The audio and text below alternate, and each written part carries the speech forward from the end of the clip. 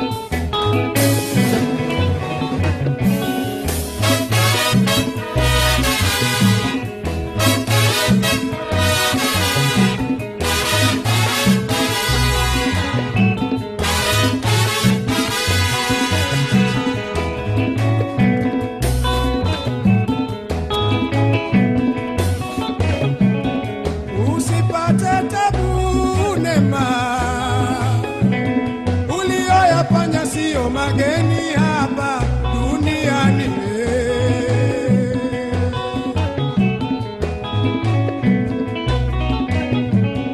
Ikiwa ni kupendana mama, wapo waliopendana kama watoto mapacha.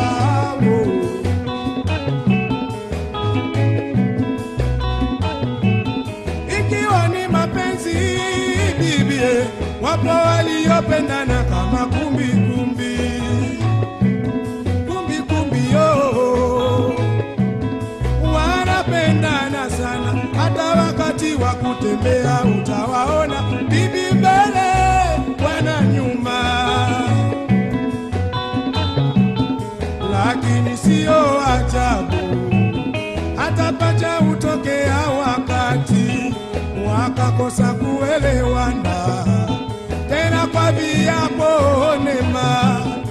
sembuse mimi na wewe.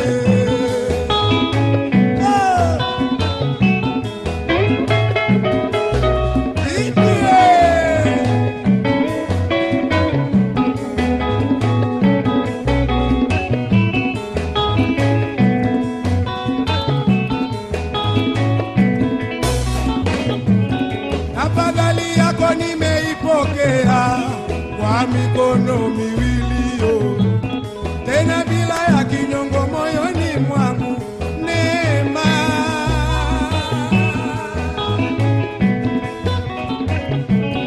Hata shemeji zako kitimtim na ngune niliwatuma waje wakupe salamu zangu bibie.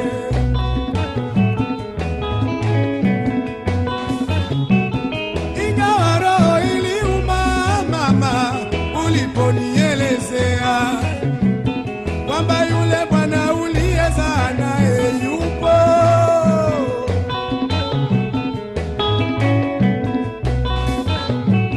kwa hiyo nisije nyumbani kwako wala kazini nisikufuate, hata kusalimiana na mimi hutaki, japo twafahamiana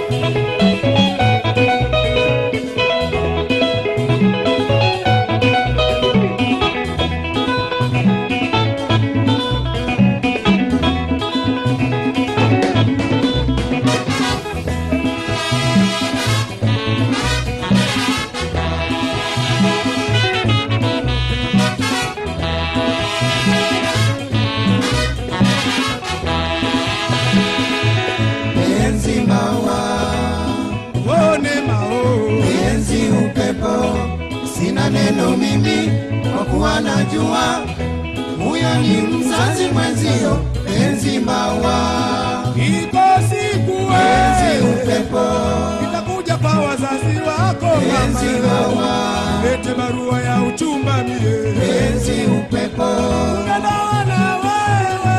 Penzi maua, sina neno mimi kwa kuwa najua huyo ni mzazi mwenzio. Penzi maua, iko siku penzi upepo, itakuja kwa wazazi wako. Penzi maua, lete barua ya uchumba mie. Penzi upepo, unadawana wewe. Penzi maua, sina neno mimi kwa kuwa najua huyo ni mzazi mwenzio. Penzi maua.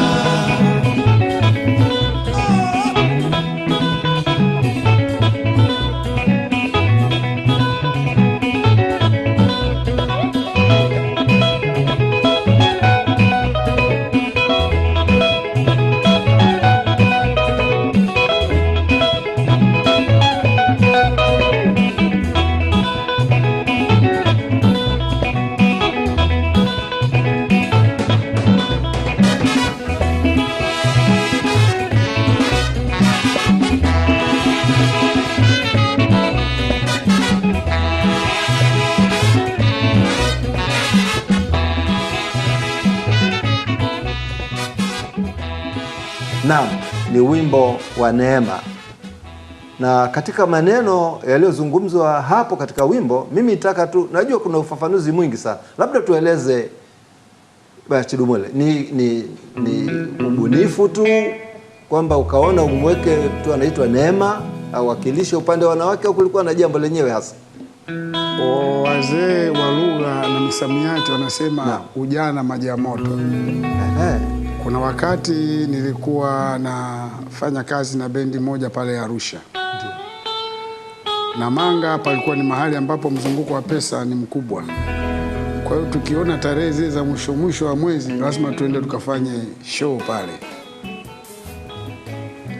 Na mimi kama ninavyojiita handsome babu, wakati ulikuwa handsome boy. Teenager wa nguvu.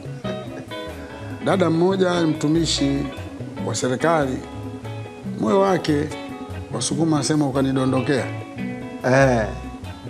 Na mimi nikaona ni sawa. Kwa hiyo wakati mwingine mimi nilikuwa nikimkumbuka, natoka zangu Arusha naenda kule. Siku moja nikaona hamu ya kumwona rafiki yangu ule wa kike. Nilikodi taksi kutoka Arusha kwenda Namanga wakati ule kwa 75,000. Na pesa nyingi. Halafu niliambatana na mwanamuziki mmoja ambaye alikuwa na safari ya kwenda Kenya, marehemu Monga Stan. Ndio. Basi nikamwambia twende, utalala kwa shemeji yako pale, asubuhi utavuka. Tulipofika kule sasa, pale anapoishi watu wananifahamu, washanizoea, hata wafanyakazi wenzake. Ndio. Tulipofika kule nyumbani kwake, tuliposimama tu, mama mwenye nyumba alipotoka akaniambia, mwanangu, njoo. Vipi? We baba, usipoteze muda, jiondokee. Namna gani? Maanake huko ndani kuna nguo zangu, kuna suti zangu, kuna viatu vyangu, pale ni kwangu. Ndio. Ndio. Simenielewa? Naam. Ni rest room yangu pale. Akanambia, baba, mimi nakuomba sana, chonde nikushike mguu, we nenda. Ni nini? Akanambia, wewe ni mtu mzima. Basi nenda, kwa maana ondoka hapa. Ondoka. Sasa hata yule mgeni wangu nilikuja naye akaniona ujamaa bogus au vipi? Basi tukatoka tukaenda tukachukua chumba. Ule usiku ulikuwa mzito sana. Sasa baadaye nikapata taarifa kwamba kulikuwa na mtu. Kweli? Na nyakati zile kulikuwa hakuna simu. Ndio sasa ningemwambia leo nakuja. Naam. Naona? Naam, bila shaka. Hizi simu za hand mobile. Ndio. Lakini kwa sababu kale kamji ni kadogo, tukio lile likawa limemwagika mpaka wafanyakazi wenzake wamejua. Naam. Wale jamaa zangu ambao wananishabikia washajua. Unaona?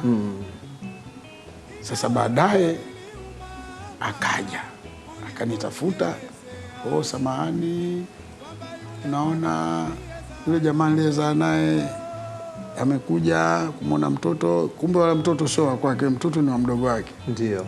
Na sio mdogo wake kivile, ni house girl. Unaona? Mimi usiku ule jambo lile likaniumiza sana. Na kwa sababu Monga alikuwa na gitaa. Ndio. Nikatengeneza ule wimbo usiku ule. Sasa nikamwambia, basi si kitu, asubuhi mimi nitapita hapo ofisini. Ndio, hata ofisini kwako nisikufuate. Ndio. Unaona? Na wakati ule kule Radio Tanzania ilikuwa kuna namna ya mafundisho ya lugha. Ndio. Tunazopaswa kuzielezea wasikilizaji. Ule ulikuwa nasema ile japo twafahamiana, haikuwa vile. Ndio. Japo kwa kukonyezana, yani mimi kama utaki basi nitapita, maana yake gari lazima ianzie pale customs. Sawa, lazima. Kwa hiyo hata nitakupiga tu jicho hivi. Japo kwa kukonyezana, wazee wakasema hakuna hiyo. Yaani hiyo utatupa jicho kama ishara tu kwa kukonyeza. Sasa hapo kile kipande ulikuwa na kiimbaje kile? Anasema nitapita ofisini kwako. Ndio. Ndio. Tusalimiane japo kwa kukonyezana. Ndio. Wakasema hapana. Sasa ndio nasema ni sawa, lakini kile kipande chenyewe kile ukikiimba kile kinakwendaje kile? Maana hapo unatueleza japo kwa kukonyezana, lakini ulikiimba kile kipande kile. Ndio nataka ukiimbe, alafu tuone sasa ndio kinafanywa marekebisho. Ofisini kwako nisikufuate, japo twafahamiana. Nisije yani huko hata kama tunafahamiana. Na ndio sasa ilikuwa ile mazuri kwa kukonyezana. Japo kwa kukonye.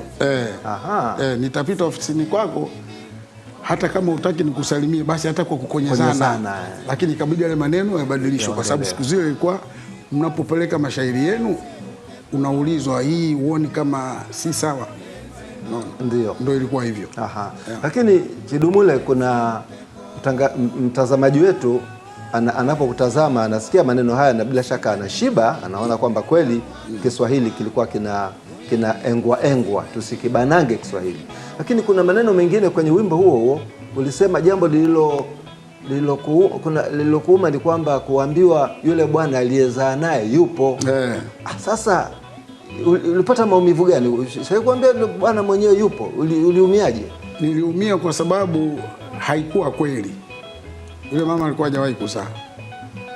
Isipokuwa kulikuwa na mtoto wa house girl. Ndio. Sasa mimi sikujali sana. Umeelewa? Ndio. Unajua unapochukua asali kwenye matreni huangalii kama kuna vilimi vile vikonyo vya mdomo wa nyuki au nini. Si unataka unakimbilia tu ile asali. Asali. Sasa nilipokuja kugundua, na kwa kweli ilikuwa ni ngumu sana.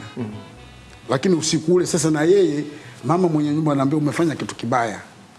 Umeelewa? Ndio. Kwa sababu yule bwana nguo zake ziko humo, viatu, saa nini. Palikuwa kama ni kwangu. Ni kweli. Kwa hiyo akanitafuta kuyaweka mambo sawa. Lakini baadaye ndio nikamwambia kwenye nyumba kwamba wewe uliniambia, na nilitunga neema namba 2. Ndio. Kwamba mimi mchumba wako nilale kwa mjumbe. Yule bwana uliyezaa naye alale nyumbani kwako. Sio sawa, lakini haukusikika sana. Hiyo neema namba 2. Namba 2. Na mlirekodi hiyo? Tulirekodi. Radio Tanzania kama kwa. Yale maneno, lakini ilikuwa inazungumza kwamba iweje mimi mchumba wako nikalale kwa mjumbe. Basi akapela kidogo, si ndio mambo yenyewe haya mtazamaji anataka kujua. Miaka ni mingi sana. Akapela haiwezi kuja kwenye wimbo huo neema namba 2. Angalau kipande chochote kile. Mtazamaji anasubiri nataka. Nilikuwa namwambia yale mambo ulionifanyia yaliniuma sana. Iweje mimi mchumba wako nikalale kwa mjumbe, halafu yule bwana ulizaa naye alale humo ndani. Chidumule akapela yake ile pita kule kwenyewe kule. Namwambia Neema, nasikitika kwa ulichonifanyia. Hukuona gharama ya pendo langu. Nilipokuja kwako ndio ukaniambia yule bwana ulizaa naye yupo. Ndio.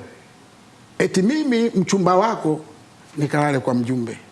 Ulikuwa ni wimbo ambao kusema kweli una maumivu yale, sitaki hata kukumbuka. Pole sana. Unaona? Lakini pia dhambi nyingine mbaya, kumbuka wakati huu mimi napata hii shida, nafikiri labda na hukumu Mungu wanasema malipo ya Mungu ni hapa hapa duniani. Mimi na mtu huko anaitwa Sesi. Usipate tabu Neema, lakini huku na mwingine yupo mwenyewe mwenye haki zake zote. Unanielewa? Kwa hiyo naona ile na Mungu alinipiga kiboko. Sasa mtazamaji wangu, unajua unapogusia nyimbo hizi, huo wasesi huo sasa huo naona ungetupigia akapela yake, alafu mtazamaji wetu tumpe huo wimbo, tusije tukauacha nyuma huo wasesi. Hebu tupe kile kibao chenyewe kwanza, alafu tuende nacho, tutakuja kwenye habari nyingine. Maki ndio wakati wenyewe. Wimbo wa Sesi nilikuwa ninazungumza kwa mfano. Ndio. Kwamba kuna mtu akawa anamwambia Sesi, wewe una haja gani? Wewe mtu maskini, hana mbele wala nyuma. Sisi watu wenye pesa zetu tupo. Kwa hiyo nikamwambia yule bwana, hata njiwa na mpenzi wake. Hajui noti wala shilingi. Na njiwa huwa wanapigana kwa mapenzi. Ndio usitumie fimbo kama pesa. Usitumie pesa kama fimbo kaka.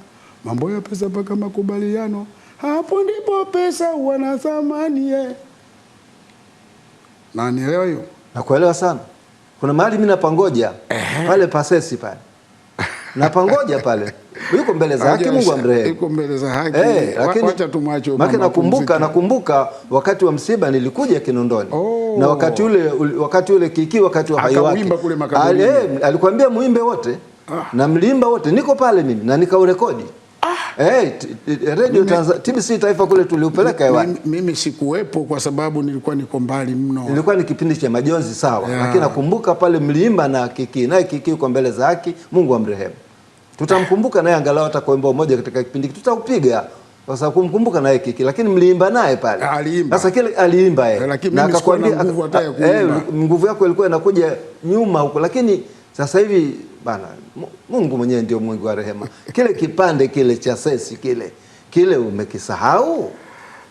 Nimefuta kabisa kichwani. Usikifute bwana. Rekodi zinaumiza vile vitu historia sana. Ibaki sawa, sisi tutakupa pole. Wanaosikiliza huko wanasikia na wanazijua na ujumbe kamili wanaujua. Lakini mimi sipendi sana basi bwana, tusije tukaishia hapa tukaanza kuanza kumbembeleza pole bwana kufuata machozi. Basi tumuombe Mungu amrehemu. Msikilizaji, mtazamaji wetu wa TBC1 katika ujumbe katika muziki, tunakupa ujumbe ili ujifunze. Sasa tunapiga hicho kibao cha usitumie pesa kama fimbo.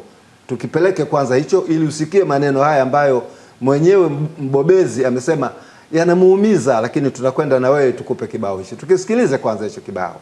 Usitumie pesa kama fimbo.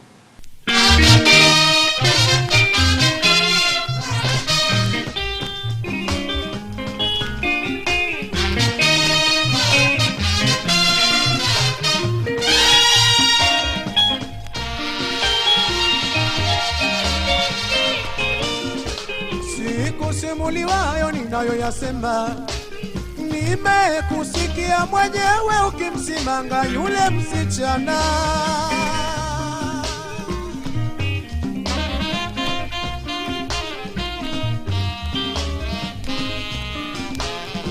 Eti kwa nini amempenda mtu kama Chidumule? Kwanza fukara, sina gari wala nyumba, nitampa nini yeye huyo bibi jamani?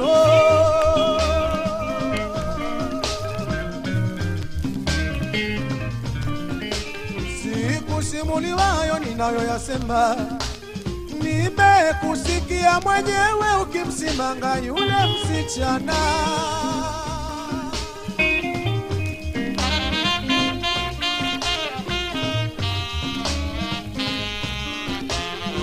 Eti kwa nini amempenda mtu kama mimi? Kwanza fukara, sina mbele wala nyumba, nitampa nini yeye huyo bibi jamani?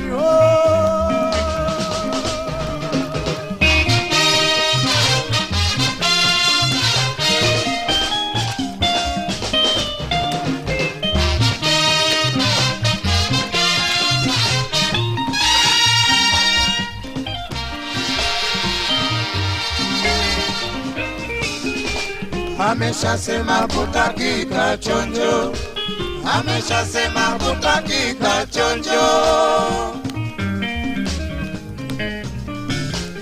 Lazima katika mapenzi kamwe hakuna, na penzi la pesa duniani halipo, kwani hata kobe ana mpenzi wake na kamwe haijui pesa. Baba ninasema unamponda yule kijana ili bibi ya kuthamini wewe. Ukimpenda msichana sema naye pole pole, kamwe hakuna haja ya kumkashifu kijana mwenzio baba.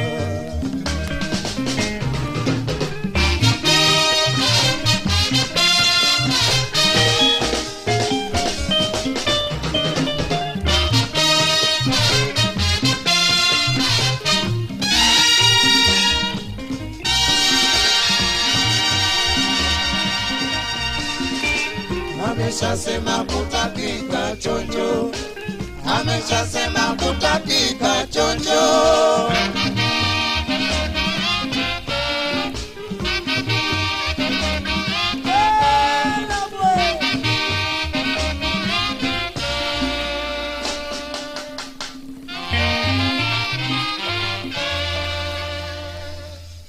Usitumie pesa kama fimbo kaka, mambo ya pesa mpaka makubaliano, hapa ndipo pesa wanatamani.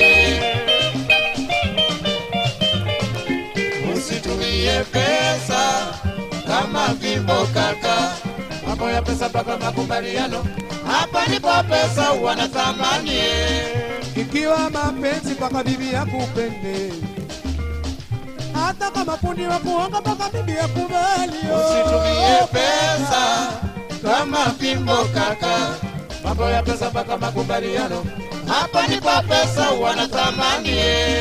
Ikiwa mapenzi mpaka bibi yakupende, hata kama mzee kimwaga lakini kwa mipango, usitumie pesa kama fimbo kaka, mambo ya pesa mpaka makubaliano, hapa ndipo pesa wana thamani.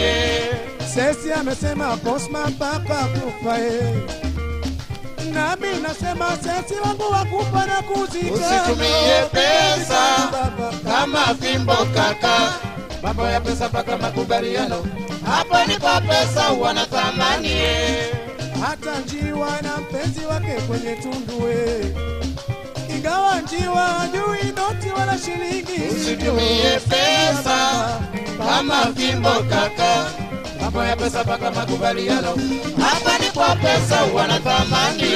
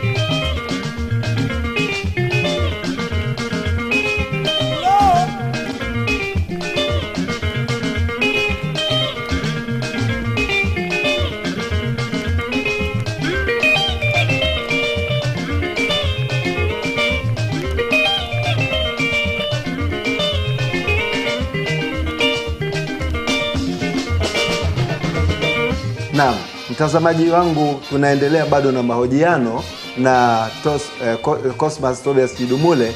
Mazungumzo yetu hapa yatakuwa yanaangalia kazi zake alizofanya. Umepita kwenye bendi nyingi, hatukuanza na kwamba umezaliwa wapi, umesoma wapi. Sasa utupe hiyo kidogo, mtazamaji wangu wajue ubana. Mimi nimezaliwa wilaya ya Namtumbo, mkoa wa Ruvuma. Wakati ule tulipozaliwa sisi, nasikia walikuwa nasema Songea vijijini. Naam. Kijiji zamani ilikuwa title kubwa ni parokia. Aha. Hata ukiandika barua unaandika kijiji Kihuruko, ndio, private bag Peramiho, Roman Catholic RCM, ndio, na Mabengo. Na aha. Parokia na Mabengo. Mabengo sawa. Kijiji Kihuruko. Aha. Lakini leo kinaitwa Mbimbi. Vile vijiji vya asili vimekusanywa watu, panaitwa Mbimbi, ndio center. Naam. Na umezaliwa huko na umesoma hapo? Sikusoma kule. Ndio. Wananiambia niliondoka kule nikiwa bado nanyonya. Baba yangu alikuwa ni surveyor, land and surveyor. Ndio. Ile na Overseas Corporation na Chingwea, yeye alikuwepo pale kama afisa upimaji wa ardhi na ramani. Naam. Baadaye wakaondolewa pale wakapelekwa Mtwara. Wakati ule Mtwara, tuseme ile kule ilikuwa Southern Province, kutoka Lindi mpaka Songea ni mkoa huu mmoja. Unaitwa mkoa wa Kusini, Southern Province. Ndio. Makao makuu Lindi. Sawa sawa. Hizo na Chingwea, Songea, Mbinga ni wilaya tu. Ndio. Baadaye wakaenda kupima ramani ya mji wa Mtwara. Ndio. Mtwara ilikuwa ni mashamba ya mkonge tu miaka hiyo. Walipotoka hapo wakaletwa Zanzibar kupima. Na baadaye wakaletwa Dar es Salaam, hapo Kigamboni kwenye kile chuo pale cha Mwalimu Nyerere, ilikuwa ni hoteli ile. Kile chuo cha CCM wakati wa Kivukoni. Ilikuwa hoteli. Ambapo sasa hivi ni chuo kikuu cha Mwalimu Nyerere. Aha. Walikuwa pale wakipima huko Masaki, Kichangachui huko na huko mashamba ya mkonge. Ndio. Na baada ya hapo ndio mama akatumia ujumbe, tukaja mimi na mama. Ndio. Siku zile mnatoka Songea mpaka Lindi, mnapanda meli inaitwa SS Mombasa. Ndio.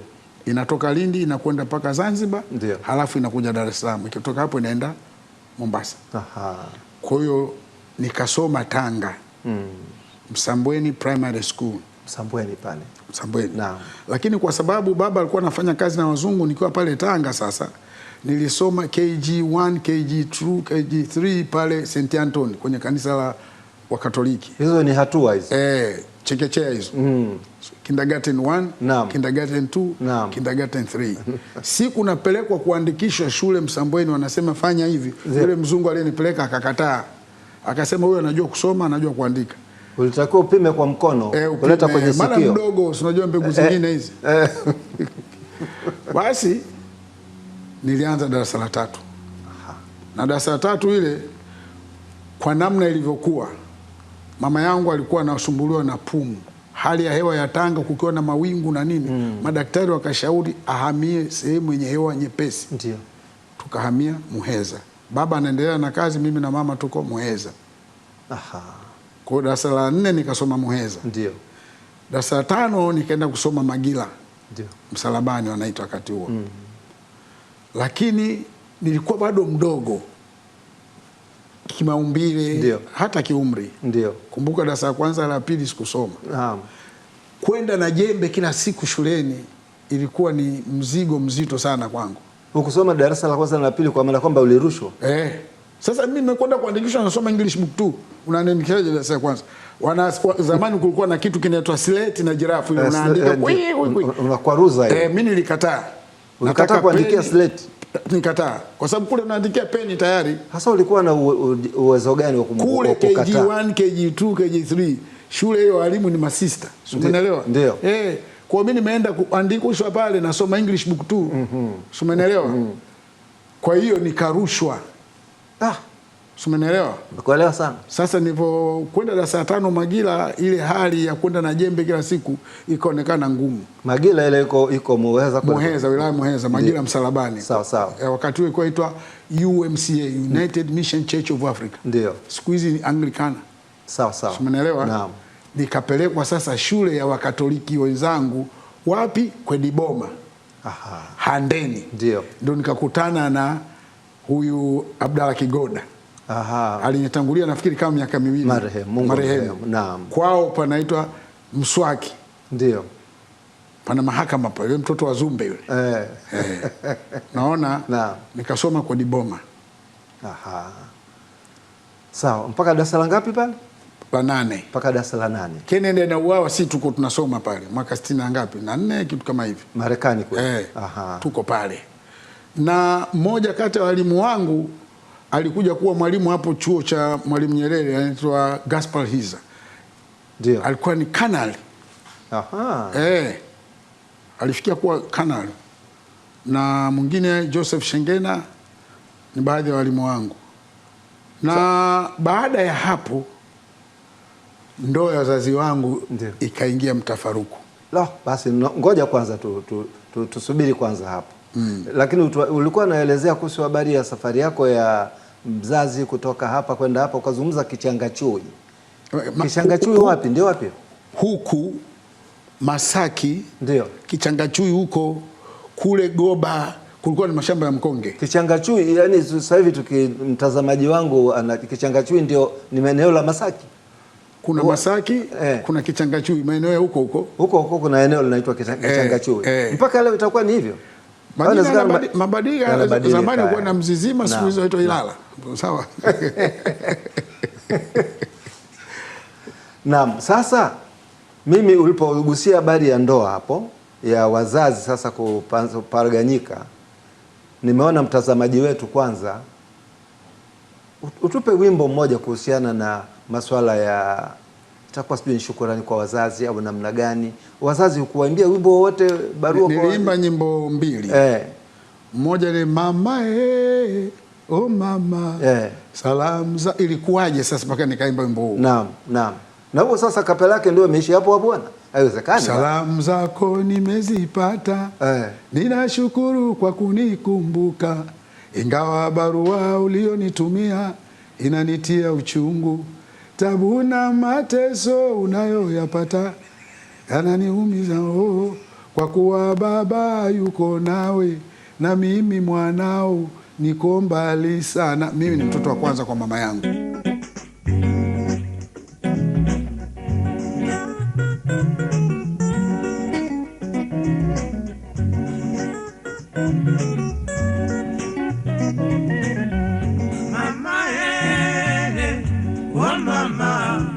Salamu zako nimezipata,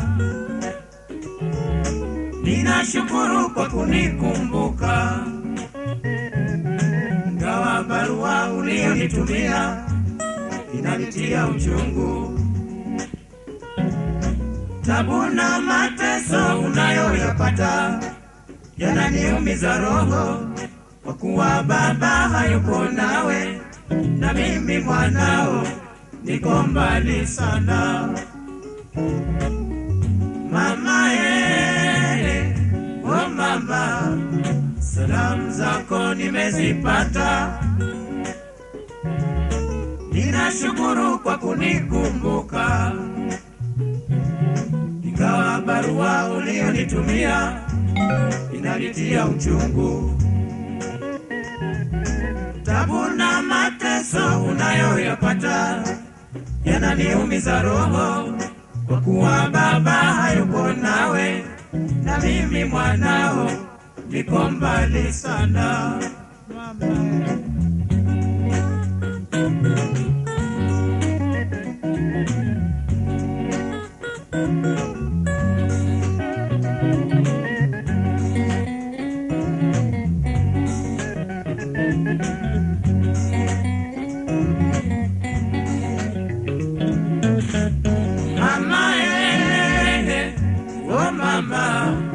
Salamu zako nimezipata,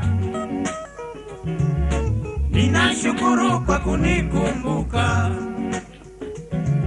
ingawa barua ulionitumia inanitia uchungu, tabu na mateso unayoyapata yananiumiza roho, kwa kuwa baba hayuko nawe na mimi mwanao niko mbali sana.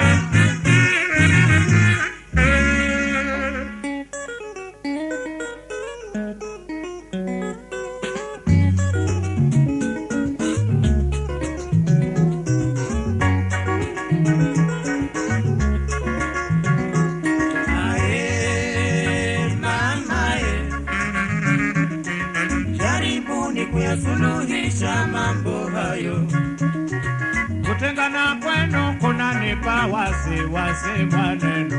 Sina kaka, sina dada, kwa hiyo naomba muishi kama vile mwanzo. Ningali mdogo nahitaji msaada wenu wazazi wangu. Mama jaribuni kuyasuluhisha mambo hayo, kutengana kwenu kunanipa wasiwasi maneno. Sina kaka, sina dada, kwa hiyo naomba muishi kama vile mwanzo. Ningali mdogo nahitaji msaada wenu wazazi wangu. Mama oh mama jaribuni kuyasuluhisha mambo hayo. Sina kaka, sina dada, kwa hiyo naomba muishi kama vile mwanzo.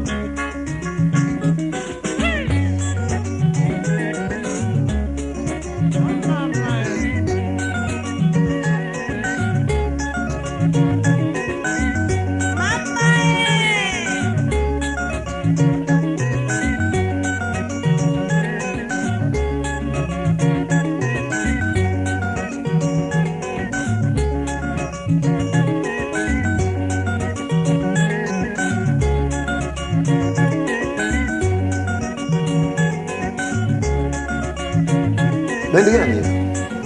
Mlimani Park. Mlimani Park Orchestra. DDC hao. Ilikuwa ni orchestra Mlimani Park. Orchestra Mlimani. Na ule mtindo wa Sikinde ulikuwepo? Ulikuwepo. Ngoma ya ukali. Ule uliwahi kuambiwa ni nini maana yake? Mzee mlezi wetu. Ndio. Mzee Mwidini. Naam. Yule ni Mzaramo. Kwa hiyo kule Msondo ni ngoma ya Kizaramo. Ndio. Na yeye ndo alitoa hiyo. Ndio. Huku akatoa Sikinde. Ndio. Ni ngoma ya Kizaramo. Aha. Kule Ndekule. Ni ngoma ya Kizaramo. Kwa hiyo mzee naye ana sehemu kubwa kwenye maisha yetu sisi waimbaji ambao tulikuwa mikononi mwake. Ya. Sasa katika kuwa jukwani pale, ukiwatazama uliokuwa nao jukwani, ni akina nani? Hebu tupe kile kikosi kilichokuwa pale, washiriki wale katika wimbo. Mlimani Park ile tunaanza tuko watu 11. Naam. Ambao tulitoka Da International. Hicho kisa kingine hicho. Sasa sijui tuanze mlitokaje kule. Mlitoka. Mimi wakati niko Urafiki Jazz. Naam. Tunaimba Tausi huyo wala sio ndege. Ila ni tuko chini ya mzee Juma Mrisho. Naam. Kaka Abeli marehemu naye akawa ana mpango wa kuanzisha bendi na rafiki yake mmoja anaitwa Zakaria Ndabemeye. Naam. Mtu wa huko Mjasani huko. Sasa Tanga. Wamekuwa wote. Akaja mimi mngoni mwenzie. Ndio. Lakini naona alipenda tu kipawa changu. Akaja akanishauri bwana njoo kule. Kwa hiyo tukawa mimi, halafu akawepo mtu anaitwa George Case. Ndio. Kule Da International. Sawa. Akawepo Marijani Rajabu, akawepo na Ali Rajabu kama sikosei. Ali Rajabu, sawa. Gitaa alikuwepo Kasimu Mponda. Alikuwepo Ben Petit. Anapiga rhythm. Alikuwepo Abdalla Gama anapiga rhythm. Joseph Mlenga anapiga bass. Alafu Joseph Bernard anapiga saxophone na mzee Michael Enoch anapiga saxophone. Machako Salum, Zito Mbunda na Ibrahim Nchande wanapiga trumpet. Drum anapiga Saidi Mohamed. Tumba anapiga Haruna Luali. Kikosi kimesimama hicho. Da International. Da International. Naam. Twende na Belesa Kakere. Sasa tukafanya makubaliano kwa kaka Abeli alivyotueleza kwamba tukisharudisha deni la vyombo, ndio kwenye mapato tuko nagawana nusu kwa nusu.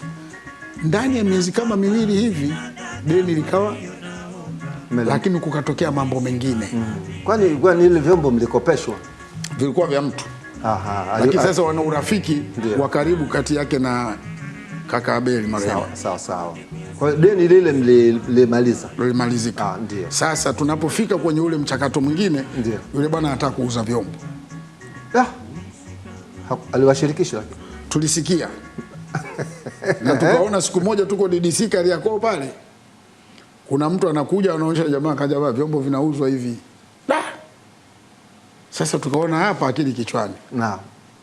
Basi siku moja tukawa tunapiga hapo karibu na Mlimani Park, kulikuwa na ukumbi, kuna bendi inaitwa Kiauri Voice inapiga hapo Mpakani.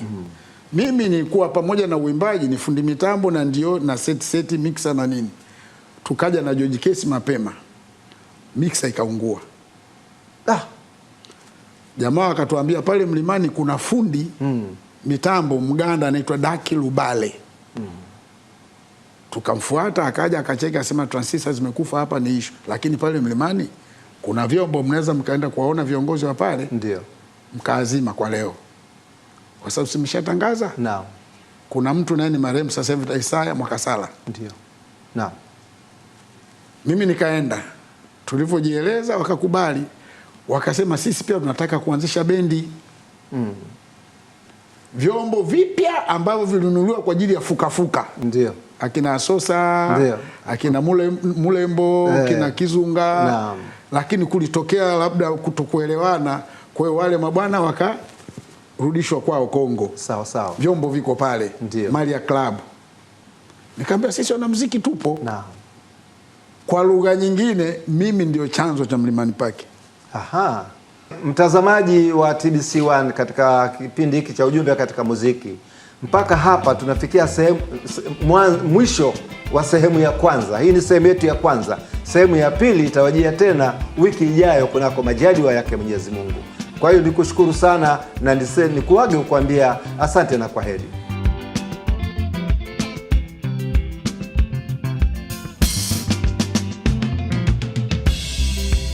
Narudi nyumbani yo, narudi nyumbani, nyumbani. Nilipoamua nirudi nyumbani, nyumbani ni nyumbani, hata kukiwa kubaya au kuzuri. Nyumbani kwako ni nyumbani, nyumbani. Narudi Songea, narudi Matimira.